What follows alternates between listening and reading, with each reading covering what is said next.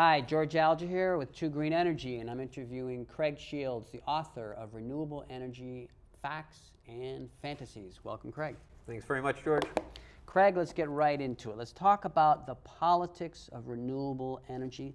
And tell me, how does the United States fit in with the rest of the world in terms of technological progress?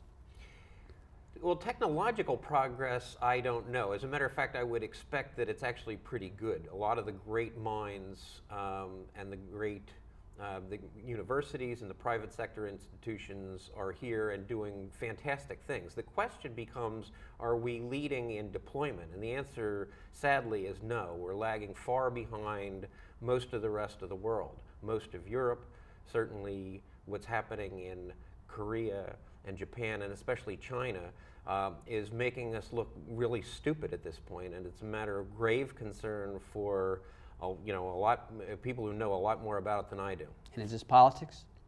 Well, yes, it's politics. It's about a political system that is driven by a couple of things. One is that it's elected leaders whose jobs come up for renewal every 2 years, who can't be expected, even if you impute moral goodness to them or lots of intelligence or whatever, you can't expect people to make unpopular decisions that are simply tantamount to political suicide. So that's certainly one of them. And the other of it is, I don't want to talk out of school or sound like an extremist, but I don't impute an awful lot of moral goodness to a lot of these people. And in general, we have a system that fosters corruption. So we've got legalized corporate lobbying. The oil industry employs 7,000 lobbyists. So that's 13 people for every senator and representative who's cruising around the Beltway extracting favors from these people to favor, in other words, to create an unlevel playing field in the direction of the fossil fuel industries. All right, so who's leading in the world, or who are the leaders? Well, it's an interesting thing because Germany had a huge feed-in tariff based on the hard work and unbelievable courage of a great number of people. Hermann Scheer, who died just a few weeks ago, was one of the great patriarchs of renewable energy on this planet, and he took unbelievable political risks to create an environment in which Germany had a large feed-in tariff and led the world in the deployment of solar energy over the last many years. But when you fly into an airport, pretty much any airport in Europe, you fly over enormous fields of PV and wind and the thing in Spain, this enormous concentrating solar power plant in southern Spain. It's a remarkable dedication that part of the world, and certainly, as I mentioned, lots of Asia as well, and not to mention Brazil. I mean, Brazil has a public-private partnership that has done unbelievable things in terms of getting rid of gasoline-powered cars and trucks. So it's all over the place, and it's certainly not to our credit that we haven't been able to lead, or at least follow closely in such an important environment. I mean, here you've got issues where we've got double-digit unemployment, we've got job creation in the offing here in renewables, and we simply can't muster the political will to pull the trigger and get this done. It's a shame. So where would you rank the United States in terms of the world as far as renewable energy? Top 10, top 20, top 50?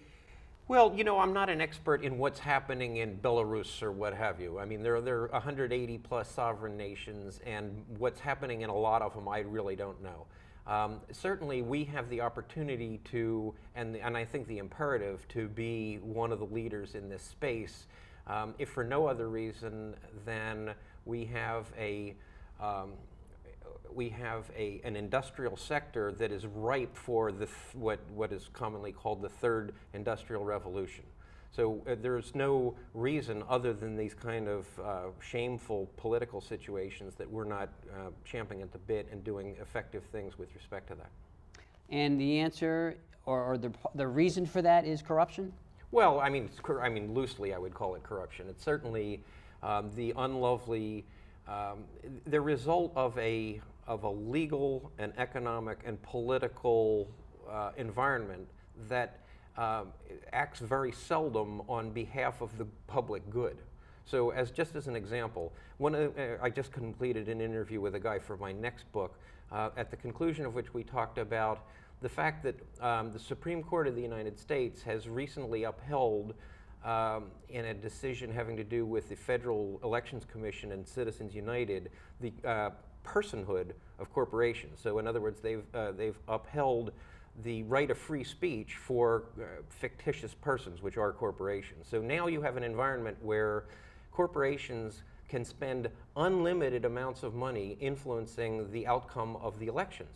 So regardless, if they don't want, Congressman A to be reelected, they'll simply spend as much as they have on Congressman B. So you're creating we now have an environment where the last hope we have of democracy, in other words, of rule by the people, is gone. And if we can't overturn that decision, all of this stuff is meaningless, it seems to me. Wow. All right, so then that seems to color the future of renewable energy in the United States in a dark way. Yes. Before I forget, let me mention that there's a website called movetoamend.org that covers this situation very nicely. But yes, go on. Yes, it colors it in a dark way for sure. So I would hope, though, that a potential solution could be that there's enough pressure brought up from a grassroots level to influence things positively in spite of that. Is that a realistic view? I hope so, and I'm so glad you asked me that, because that's exactly what gets me out of bed every morning. If I didn't believe that there was a possibility of influencing the people around me, we have 5,000 or 6,000 subscribers at twogreenenergy.com who have friends, and they have friends, and they're on Facebook, and they're all over the place. And I've seen great correlation between how, what does somebody put up in a blog post at Two Green Energy and the way that's picked up in media around the world. So that's the only, as far as I'm concerned, that's the only chance we have. In other words, the fact that ultimately our elected leaders do get reelected. We do have a democracy that that actually works to the extent that they do need our support. When they lose that support, they're gone. So we do have to tell that story. That is the imperative to tell that story. Okay. So is there a way to identify the populace or a segment of the populace that is inclined towards moving renewable energy forward? I mean, environmentalists come to mind, but that is perhaps not as large a segment of the population that would be required to impose a change in Washington. I mean, what other segments of the population can influence this? Do you know, it's such an interesting question, because I've had people on this show where I've been conducting interviews who made me think about that. What about conservatives, let's just say? Now, conservatives by definition are the people who who buy insurance, and they take other actions to mitigate risky situations in theirs and others' lives. So by my wits, it's not being conservative to say, well, global warming is a hoax. Well, what are you talking about? You've got 99+% of the climatologists who study this subject who endorse this theory, and you're writing it off as a hoax? I mean, I simply don't understand. I guess to answer your question more directly, I would think that the right wing is going to come to its senses and understand that it's not behaving conservatively by not embracing by my wits, one of the most important topics facing our planet. And on that point, though, I mean, I guess I wouldn't always equate the right wing with an anti-renewable energy perspective. Well, that's my point, is that, the right wing / conservatives, you would think conservative, I mean, one of the definitions I'm sure you'll find in a dictionary of people who conserve stuff, and certainly who are concerned about change. Well, you were concerned about change? You should be very, very concerned about the changes that are facing this world and the quality of Americans' lifestyles within it as we go through what we're about to face over the next couple of decades. And certainly global climate change is one of them. But what about the results of peak oil? Nobody disputes the fact that maybe there is more oil to be had. I'm sure there is, but it's all the inexpensive oil is gone. So now we're looking at shale oil and tar sands and so forth, and unconventional sources. The problem is, of course, they're unconventional. So now this stuff is becoming more rare. It's becoming more expensive. Oil's at $90 a gallon and going up. The trajectory by which that could change doesn't seem at all real to me or to most people studying the subject. So what are you going to do when you've got a world population that's going from 7 billion to 10 billion? You're doubling the number of cars that are going to be on the road by 2030. So in the next 20 years, you're going to double the number of cars that are on our roads. What do you think is going to happen? It's just not. It's not a responsible position to rubber stamp the imperatives of the oil companies who say, who cares? We're sucking the last ounce of crude out of the ground and there's not a damn thing you can do about it. I think there is something we need to do about it. All right, well, if we contemplate that we've got a broader populace that may be friendly to renewable energy, yes, but are busy with life and paying bills, I mean, what is it going to take to get mainstream America more inclined towards pushing renewable energy in the direction that Washington can't ignore? Gosh, that's such a good question. And there are hundreds and hundreds of people who wonder about that. Certainly there are those who say, well, it's going to take a crisis. You mean like the BP oil spill? Well, maybe a bigger crisis. Maybe you need a war that's directly as opposed to indirectly attributable to oil price volatility and the flow of oil. I don't know. That's an excellent question. It's almost a kind of rhetorical question when you think about what's it going to take to move these people. I honestly don't know. I do think that here's one thing, is that you're right, people are concerned about paying their bills.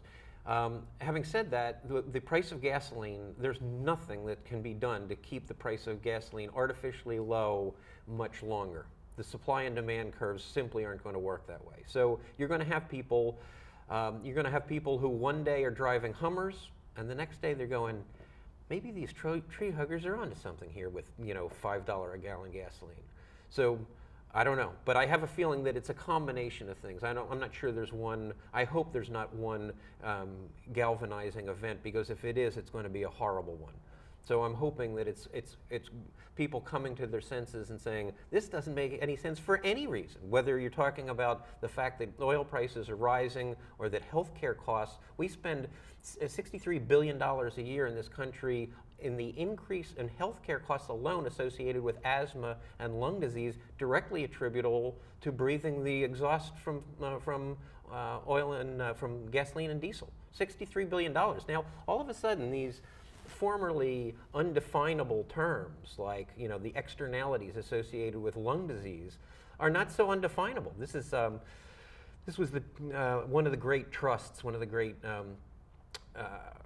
research organizations did an unbiased study on this thing and spent a lot of time and money coming up with that $63 billion figure. But my point is that had you asked me 5 years ago about the externalities of this thing, it was all externality soup. It's not that way anymore. It's becoming more and more clear that there are huge and perfectly identifiable costs to the unsustainable way in which we're generating and consuming energy. All right. Craig, we're out of time. Okay. Thank you very much. You bet. Thanks for having me, George.